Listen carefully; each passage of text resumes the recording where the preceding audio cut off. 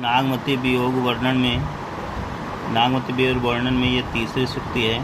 करे पाट महादेहिये नहारू समुझ जीव चित चेतु संभारू भौर कबल संग होय मेरावा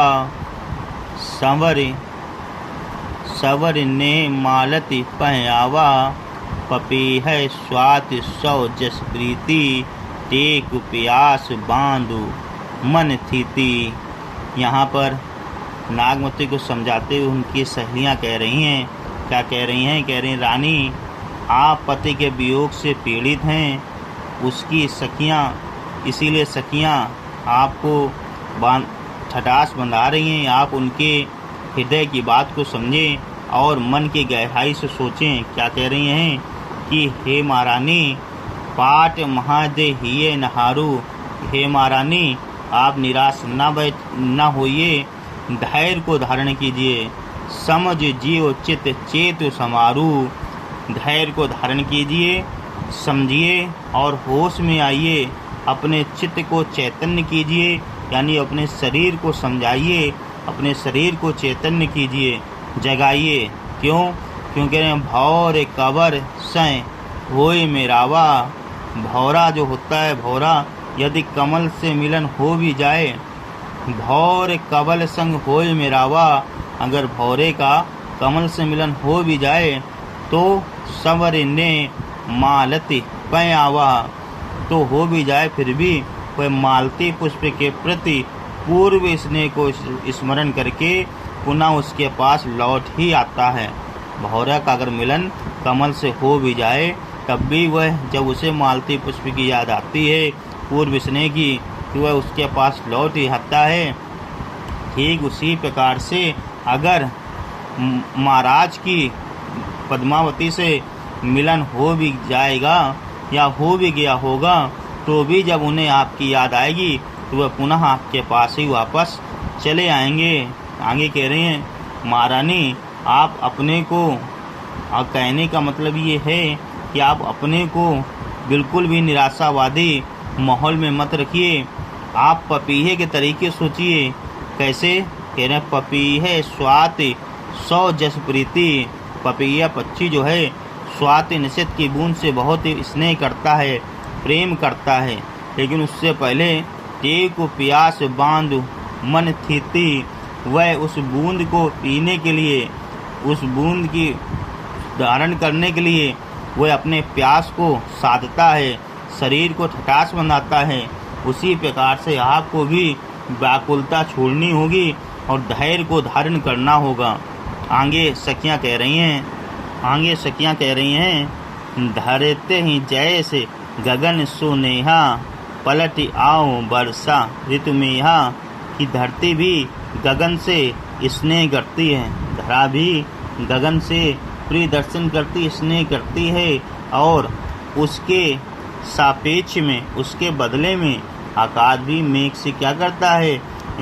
प्रेम करता है। उसके बदले में मेघ जो है वर्षा की बूंदों के रूप में अपने प्रीतमा पृथ्वी से आ गिरकर मिलता है। पुनि बसंत ऋतु आव नवेली, सो रस सो मधुकर सो बेली। कह रहे हैं फिर वही नवल बसंत ऋतु का आगमन होगा, वही रस होगा, वही भौरा होगा और वही बेल होगी।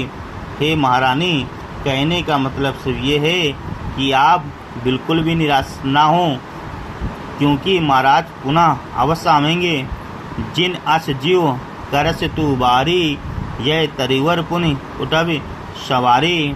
आगे कह रहे हैं महारानी से कि हे महारानी, जिस प्रकार से ऋतु आवेगी और इस प्रकार से फिर से रस, वही भौरा वही बेल होगा। हे महारानी, इसीलिए आप देवी तुल्य हैं, आप बिल्कुल भी निराश ना हो।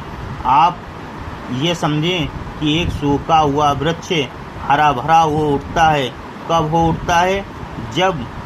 जब वह वर्षा ऋतु के जल को पाता है। ठीक उसी प्रकार से आपका गृहस्थ जीवन है, अभी सूख गया है क्योंकि महाराज नहीं है, लेकिन एक बार वर्षा के जिस प्रकार से वर्षा आती है और वही वृक्ष हरे हो जाते हैं, महाराज के आने पर आपको भी प्रसन्नता होगी, लेकिन तब तक आपको क्या करना होगा? दिन 10 बिनु जल सूखे विदंसा, पुनि सोई सरवर सोई अंसा। कह रहे हैं कुछ दिनों के लिए अगर जल सूख भी जाए तो सरोवर शोभाहीन सा हुआ लगता है, तो इसमें कोई आचंभे की बात नहीं है। क्यों? क्योंकि बारिश होने पर वही सरोवर फिर से भरेगा, उसमें वही हंस फिर से आएंगे, उसका सूखा जो है वो हट जाएगा। तो इसका मतलब ये नहीं कि अगर सागर या सरोवर सूख गया तो हम लोग उससे दूर हो जाएं। आगे कह रहे हैं मिलाई जो बिचरे साजन, आकाश भेट हंत, तपन में सिरा जे सहे, जे यात्रा पलुहंत। कहने का मतलब ये है जब बिछड़े हुए पति तुम्हें दोबारा मिलेंगे तो वे तुम्हें परारंग आलिंगन से बांध लेंगे, क्योंकि जो मृगशिरा नक्षत्र में तपन सहते हैं वही आर्द्रा नक्षत्र की वर्षा को भी ग्रहण करते हैं।